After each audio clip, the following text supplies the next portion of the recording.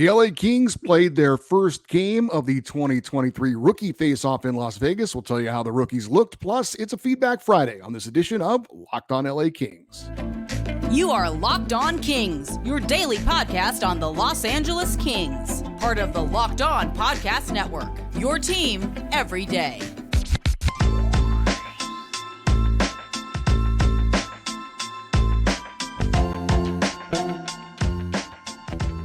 Hey, Kings fans, welcome to Locked On LA Kings, part of the Locked On Podcast Network, your team every day. Thanks for making Locked On LA Kings your first listen every day. We are free and available wherever you get your podcasts. We'd love for you to leave us a positive comment on Apple Podcasts if you're a fan of the show. And we're also on YouTube. Please like and subscribe if you're enjoying this content. I'm Eddie Garcia, your host of Locked On LA Kings. I've worked in sports media for the past 30 years, 20 plus years at the Fox Sports Radio Network. I'm also co-host of the Puck Podcast. It's a weekly NHL review show that's been putting out content for the last 17 years and a passionate LA Kings fan for 30 years. This episode is brought to you by FanDuel Sportsbook, official sportsbook of Locked On.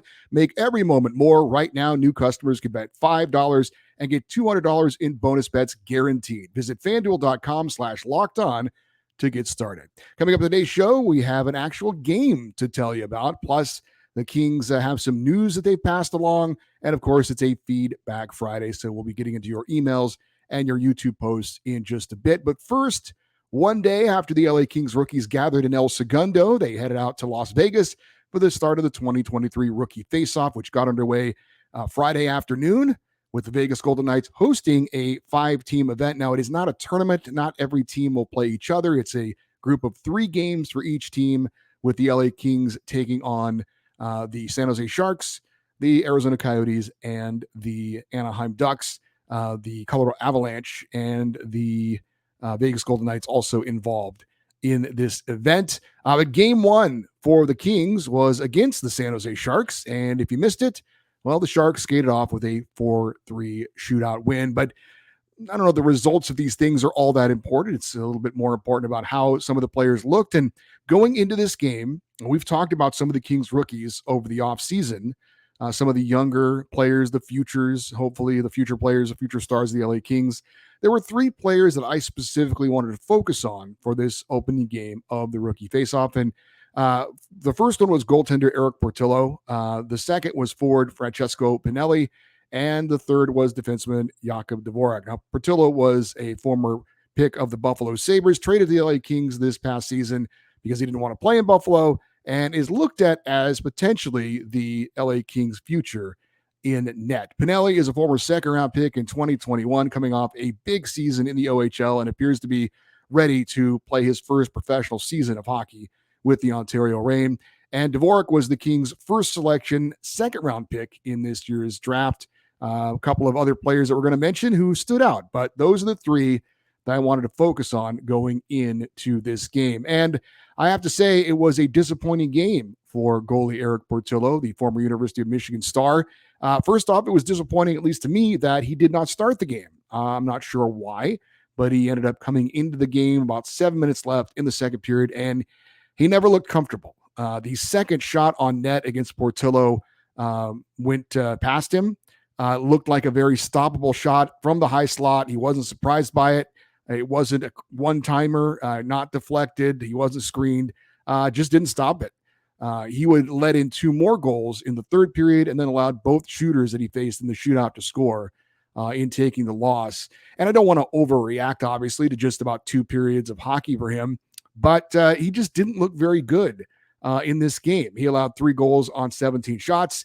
And I can't give you a real good critique on the 2 goals he allowed in the third period because, frankly, the streaming feed that we had wasn't exactly NHL quality, so couldn't tell for sure if there might have been a deflection or something along those lines in close. But I can tell you for sure I thought the first goal was a soft goal. Saw it all the way.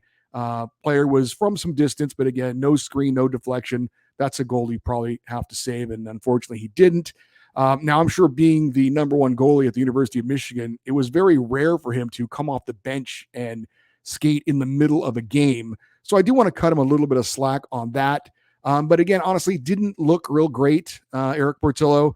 Now, I would expect him to get the start in the Kings' next game, which is Saturday against Arizona.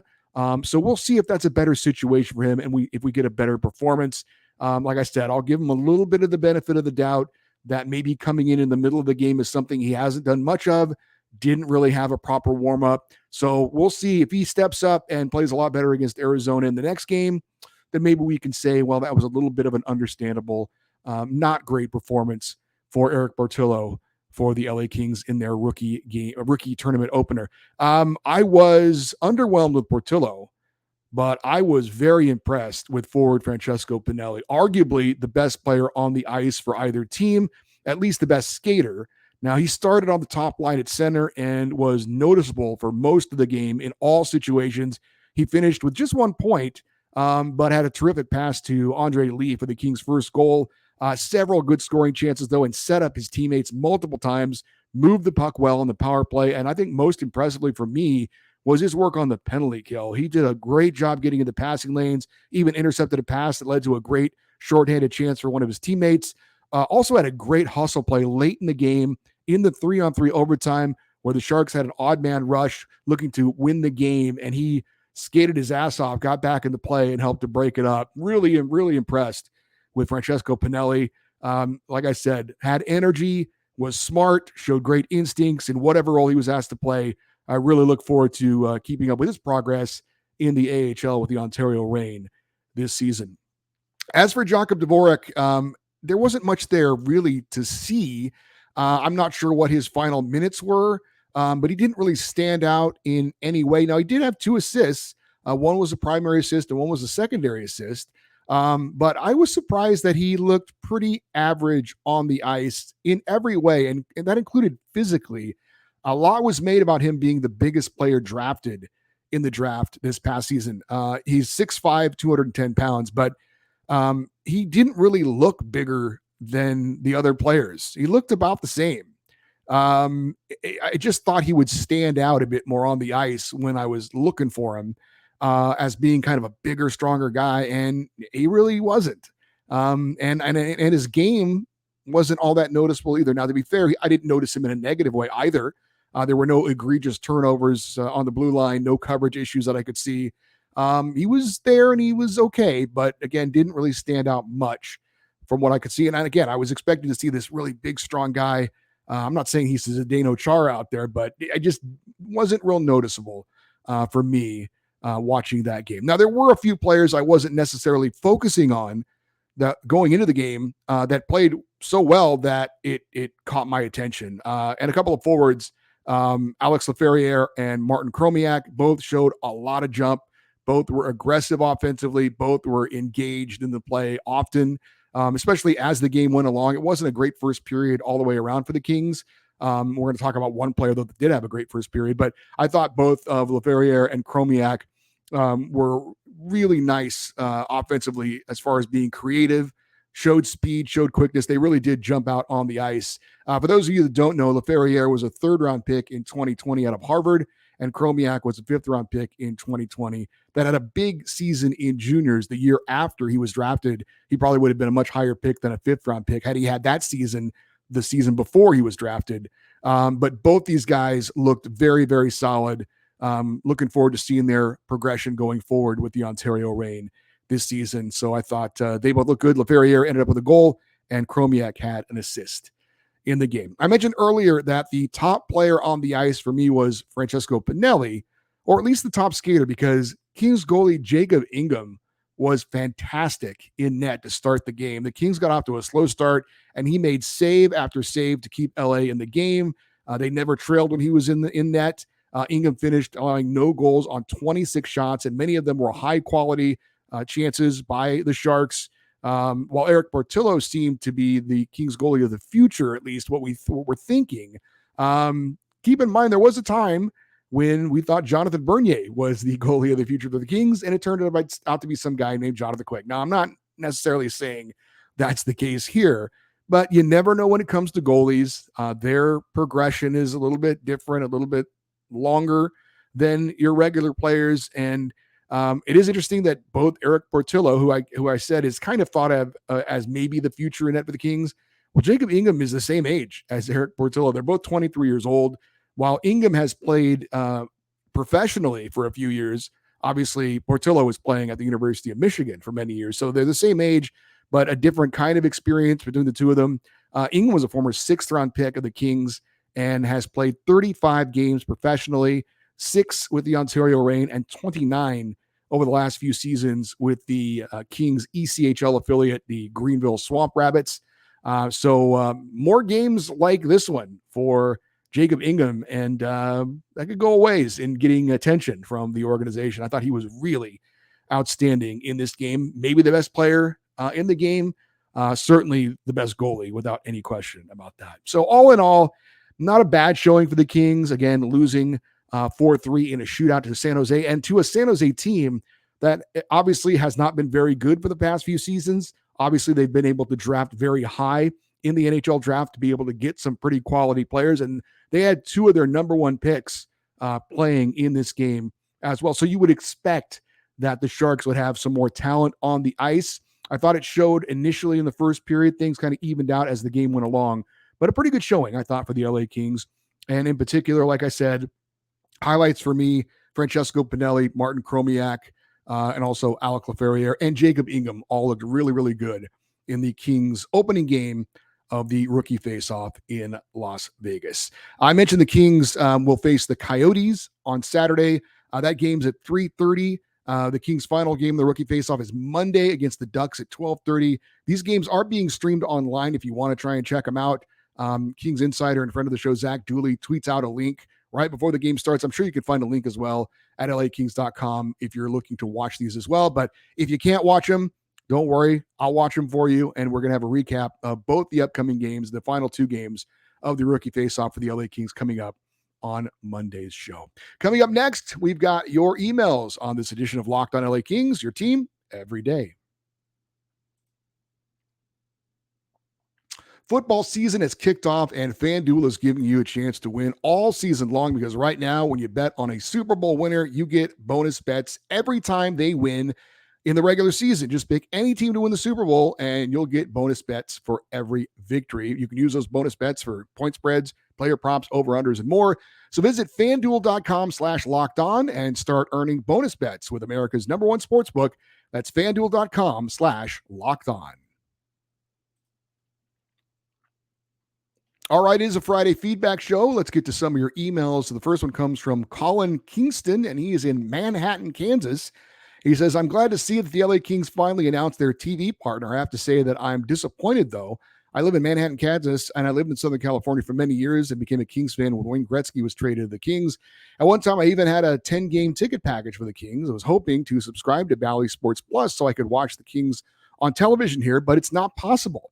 Bally Sports will only allow me to subscribe to a plan that offers the team in the area where I live now. They call it my hometown team, but it's obvious it's not, because it isn't my hometown. I'm willing to pay to watch the LA Kings on TV, and in this day and age of streaming and online capabilities, there's no reason I shouldn't be able to do so. It's very frustrating.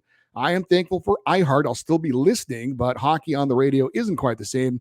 Keep up the great work, Eddie, and I'm an everydayer. Your show keeps me connected with the Kings. Go, Kings, go. Colin, thanks for that. I'm told that ESPN Plus is an option for people in your situation. I'm not saying that through my personal experience. It's what I saw in a conversation on Twitter. But you are correct. In this day and age, everyone should be able to see their favorite team if they're willing to invest in whatever it takes. So while that situation with Bally Sports Plus apparently streaming is not an option for you, and I'm going to try and look more into this to see what options are out there for different Kings fans in different areas. But from what I'm told, you might want to check out ESPN Plus to see if maybe that is an option for you outside of the Southern California area. Our next email comes from Jim in San Dimas. He says, 0-year Kings fan and everydayer. And he wanted to check in on some things he is optimistic about with the LA Kings and some things he's concerned about. We had a couple episodes talking about that this past week. He says, I'm optimistic about our chances to move forward. The Kings are continuing their transition into an offensively fluid team, a 108-point team, he says. Wow, that would be a good season. He says the Kings have 3 legitimate centers. 2 have size, with Blake Lizotte as the 4th-line center now. They are properly slotted, and they have better balance. With Jim Hiller, they have an opportunity to improve their offensive game, more positionless game in the O-zone. This is the second year of a new and improved power play and offense. Integrate Byfield, Pierre-Luc Dubois, and Brant Clark in. Kaliev led the league in power play goals with 8 before a leg or ankle took him down. If his progression improves as much as last year, he's a top 6 forward with Pierre-Luc Dubois and Fiala. Arvidsson and Fiala on the power play. I want to see where Jim Hiller was taking them in that last 1-2 playoff games. I saw an amazing variation with tons of options, but only about twice. He says Arvidsson should be on a line with Danault and Moore for power play balance of lines. Last year, Edmonton made the right coaching moves considering the Kings' glaring size issues with Lizotte and all their young players, Kupari and Jared Anderson-Dolan on the power play. With the addition of Louis and PLD, coaches won't be able to out-coach the team, Rob Blake gave Todd. They have guys now that can be brought up with more size and experience for injuries and playoffs. The big questions, can Jarrett Stoll improve Pierre-Luc Dubois' faceoffs? Will the ice-controlling system the Kings play improve Pierre-Luc Dubois' defense? Who will play with Clark, Andreas Englund, or Tobias Bornfoot? Clark is playing too. He's too damn good. Vision and presence like Scott Niedermayer. What will the power play mix be? Who's the 2 centers? They need to be greater than 50% in the faceoff dot to have trust. Will Clark play with Kopi or Fiala? Will Byfield play on the power play as an F4 down low or at all? Goalies, enough said as a concern. He said, who's going to be the surprise coming out of camp? Alex Turcotte, Francesco Pinelli, Jakub Dvorak, Steven Santini, Alex Laverriere, Samuel Fagimo. Just because David Rittich can't snub goalies, can we? I ramble on. I'm excited for the upcoming season. Go Kings, go. And that is Jim in San Dimas. We've got Scott in Simi Valley. He says, as far as the team, our depth is thin. As you mentioned, the PK has to undergo a strategical change as we certainly haven't improved it through personnel or coaching. And we need to protect our young skill guys like Clark. If Turcotte gets into the lineup, and I'm pulling for him like crazy, he cannot afford another concussion, and we need a deterrent in the lineup. No, it's not 1979, and you're not going to win with your fists, but you also can't dress 22 guys who aren't willing to be able to step in and throw some bombs if needed. With that said, enforcers need to be able to contribute a lot more than Zach McEwen did last season. You got to be able to play. I don't think we should expect too much out of Kaliev, in my opinion. He has a great shot, but also somewhat telegraphs his blasts and is not the fleetest of skaters. I do think he'll have a decent year, and I think Byfield will take another step and maybe get 10 to 12 goals, but he is still 1 or 2 years away from realizing his potential, which means we'll need bigger years from PLD, Fiala, Kempe, and pretty much everyone else to win a couple of playoff series. If we don't do that, or better yet, get to the conference finals, the season is a definite bust considering all the draft capital and established vets we gave up to get here. Thanks, Eddie. Go Kings, go. And that was from Scott in Simi Valley. Our next email comes from Greg Sakian. Hope I got that last name right, Greg. If not, correct me. He's in Montebello. He says, longtime Kings fan, longtime listener of Locked on LA Kings. One of my concerns going into the season is the physicality aspect of the team. We have goal scorers and playmakers, solid defensemen. However, when push comes to shove, who's going to protect the teammates? It used to be Brendan Lemieux, but since he's being traded, I'm concerned that come playoff time, we're going to need a presence when other teams try to punk us. I understand that you don't necessarily have to have lots of space on our lines, if any, but this concerns me a bit. I'd love to hear your thoughts on this. Thank you, and keep up the great work. Love listening to Locked on Kings on my way to work. Greg, well, I mean, that is a concern I've heard from some other fans as well. And as we heard from Scott in his previous email, it isn't 1979 anymore. That's not to say that there isn't still a physical aspect of the game today, but it is more about speed and skill. That said, if the Kings do feel like they need somebody at some point in the season, those types of players you can go out and find and get for a reasonable price, kind of like they did with Zach McEwen last year, even though that really didn't work out. So if they feel that's something they need for a playoff push, I think that's something that they can certainly get to without much difficulty. This next email comes from Robert and Jeremiah in Hawthorne. Hey, Eddie, everydayers. I and my son love the atmosphere at Crypto.com Arena as the old name Staples. When there were the sold out games, do you see the Kings getting back to where they have every game being sold out like the old days where they had 290, I believe, consecutive games sold out? Go Kings, go. Well, pretty simple, Robert and Jeremiah. If the Kings win and they have success and they're putting a good product on the ice, we will start to see the sellout streak come back. I'm sure you win, and people like to watch that.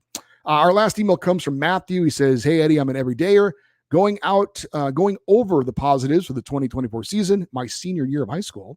Congrats on that." He says, "I believe we have a good shot at getting the top 2 or number 1 in the conference. The offense is becoming a force to be reckoned with. We had Kempe score 41, as well as Fiala, Kopi, Velarde, and Arvidsson get in the 20s. With Velarde gone, I think it is Byfield's breakout year, as well as Kaliev. When PLD arrives, I believe he'll fill in some of the void we lost. We have a 30-goal, and we'll have a 30-goal season, hopefully. And if Fiala has a full season this time, I think he can get 32. For Kempe, I predict a 50-goal season. He's one of the most underrated wingers and now in his prime. So I get confidence in juice for this season, and go Kings go. Well, certainly it would be great to see all those guys step up and have career years, or at least put up numbers they've duplicated recently. If they can obviously do that, that would be great for the LA Kings. We're going to talk about some of your YouTube comments here in a second on Locked on LA Kings, your team every day. This episode is brought to you by Jase Medical, who provides a product called the Jase Case that can supply you with 5 life-saving antibiotics in case of an emergency. All you have to do is fill out a simple online form, and in some cases make a quick call to their board-certified physicians to be prepared with antibiotics in case of an emergency. You can also get outgoing care from their physicians or any treatment-related questions. Don't get caught unprepared. Everyone should be empowered to care for themselves and their loved ones during an unexpected emergency. Jase handles everything from online evaluation to licensed pharmacy, medication deliveries, and ongoing consultation and care. Save more than $360 by getting these life-saving antibiotics with Jase Medical, plus an additional $20 off by using my code LOCKEDON at checkout at jasemedical.com. That is JASE medical.com.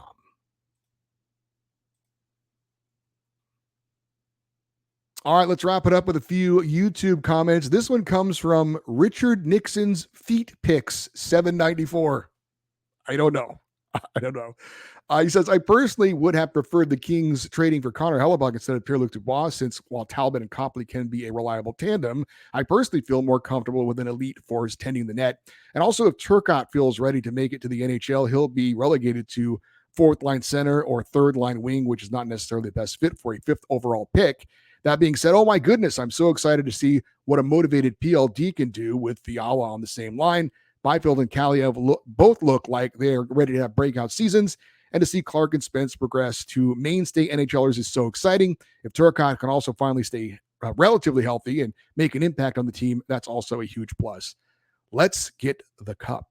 The Turcotte thing. I think the only way Alex Turcotte gets into the Kings lineup is if there are injuries and there are holes that need to be filled, and he has a great preseason training camp and early start to the season in Ontario. So we'll see. If everything's healthy, if everybody's healthy, if there's not a lot of issues, I think the Kings are just hoping to see a full healthy season from Alex Turcotte in the AHL. Maybe he could be a late addition later on in the year, but I'm not expecting him to be any kind of an impact player for the Kings this year, but we'll see. That would be wonderful if he was. This from Aquaman01. He says, I'm looking forward to Kevin Fiala and Pierre-Luc Dubois becoming best friends and getting at least 80 points per player next season.